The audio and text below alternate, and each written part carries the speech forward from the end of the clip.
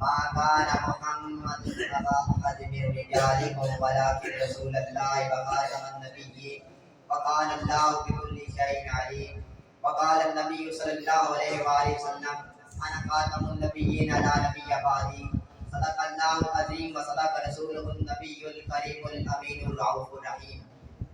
وہ دنائے سبل ختم رسول مولائے کل جس نے غبارے راہ کو بخشا فروغ وادی سینہ. نگاہ عشق و مستی میں وہی اول وہی آخر. نگاہ عشق و مستی میں وہی اول وہی آخر. وہی قرآن وہی فرقان وہی یاسین وہی طٰہٰ. معزز سامعین کرام اور تحفظ ختم نبوت کے محافظوں، السلام علیکم ورحمۃ اللہ وبرکاتہ. میں آج اس موضوع پر لفظ شائع کرنے کی جسارت حاصل کر رہا ہوں، وہ ہے تحفظ ختم نبوت. سامعین کرام، تحفظ ختم نبوت کا تعلق ہمارے عقیدے سے ہے. قرآن کریم کی 119 آیات مبارکہ حضور نبی کریم صلی اللہ علیہ وآلہ وسلم کے خاتم النبیین ہونے پر عادل و شاہد ہیں. جس طرح اللہ تبارک و تعالیٰ نے حضور نبی کریم صلی اللہ علیہ وآلہ وسلم کو ختم نبوت اور ختم رسالت عطا فرمائی، اسی طرح ختم نبوت ختم رسالت کے خلاص سے بھی سرفراز فرمایا.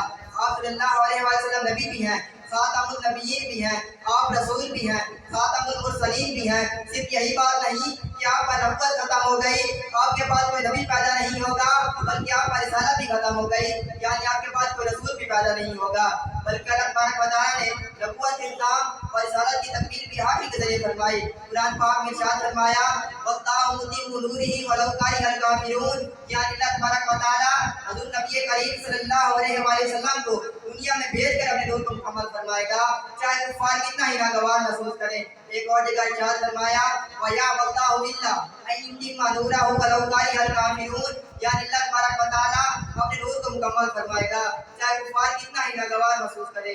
چنانچہ حجۃ الوداع کے موقع پر قرآن پاک کی ایک اور آیت نازل ہوئی اليوم اکملت لکم دینکم واتممت علیکم نعمتی ورضیت لکم الاسلام دینا.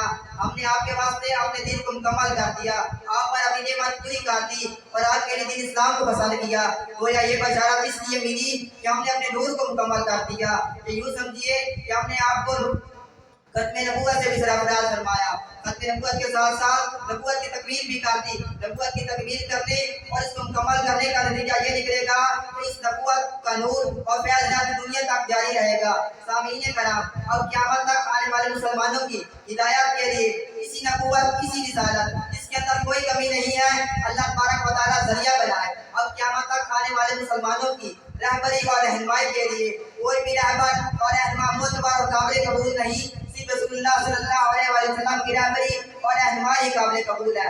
رسول اللہ صلی اللہ علیہ وسلم نے ارشاد فرمایا انا خاتم النبیین لا نبی بعدی. میں آخری نبی ہوں، میرے بعد کوئی نبی پیدا نہیں ہوگا. ایک اور جگہ ارشاد فرمایا ان رسالۃ والنبوۃ قد انقطعت فلا رسول بعدی ولا نبی بعدی. یعنی رسالت اور نبوت مجھ پر ختم ہو گئی ہے، میرے بعد کوئی رسول کوئی نبی پیدا نہیں ہوگا. اگر آج کوئی جھوٹی نبوت کا دعویٰ کرتا ہے تو مسلمان کا عذاب دلائے گا، جب بھی احمد قادیانی کی طرح لیٹرین میں مرے گا. دعا ہے کہ ہمیں تحفظ ختم نبوت میں قبول فرمائے. آمین و علیہ